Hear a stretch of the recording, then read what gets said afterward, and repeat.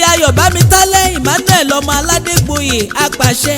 olóríire tó ti léere jáde tọ́ba mi òkè fún láya rere olówó orí alálùbáríkà obìnrin ASP Adéníkẹ́ aya Aladegboye ń ló ṣe bẹ́ẹ̀ lé lọ́dún kan sí ọlọ́jọ́ ìbí bá mi gbọ́wọ́ ijó gẹ́ngẹ́ Olódùmarè ìwọ lọ́pẹ́ tọ́ sí kábíkáólà ọba tí ń gbénú ọ̀run ṣògo ìwọ lọ́pẹ́ yẹ ASP Ayobamitale Emmanuel Aladegboye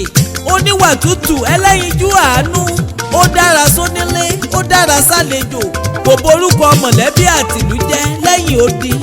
gbogbo àwọn alábàáṣiṣẹ́pọ̀ pátápátá ni wọ́n kan ṣáárá sọmọlúàbí ènìyàn nínú ọlọ́pàá tó fi ṣe agbófinró wúni lórí jọjọ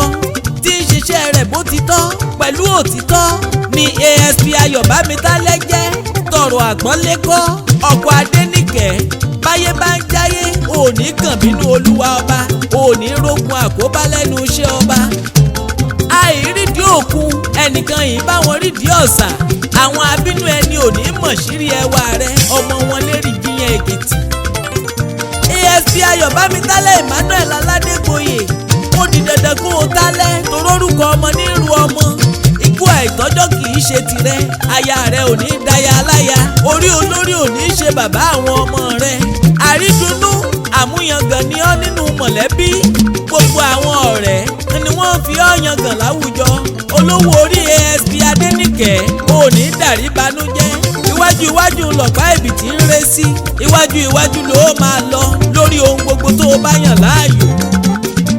ńlá o ọmọ wọn lérí jiyàn Èkìtì ọmọ erin jo kètèrè nájà ọmọ erin ṣubú àṣà yoyo onídé tí erin mọ́ odò òkèlè erin ṣàn sí lọ́hàn Ayobamitale ọmọ Aladegboye agọgágá mojú tanná ọ̀fìnrán ẹkùn kọ́ ìtẹ́jú ọ̀nà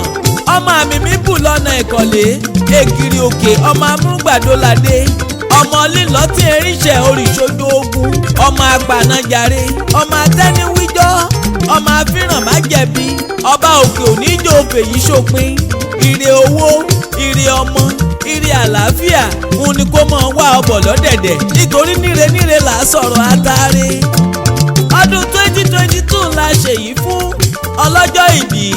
ẹkú ọdún ẹkú ìyèdùn kórí jẹ́ kẹ́ ṣọ̀pọ̀lọpọ̀ ọdún nínú owó pẹ̀lú ìlera lókè èèpẹ̀. Ọ̀gẹ́fìlà Ayọ̀dèjì lèmi ń jẹ́ ọ̀jọ̀gbọ́n akọrin kéwì pèdè bí ẹni jẹ̀kọ́ yangan Mr. Ìlérí àṣẹ mo bọ́ lọ́jọ́ ìbí yọ̀ mo tún bá jó àṣèyí ṣàmọ́dún o dádì àṣàmọ́dún ṣẹ̀mí.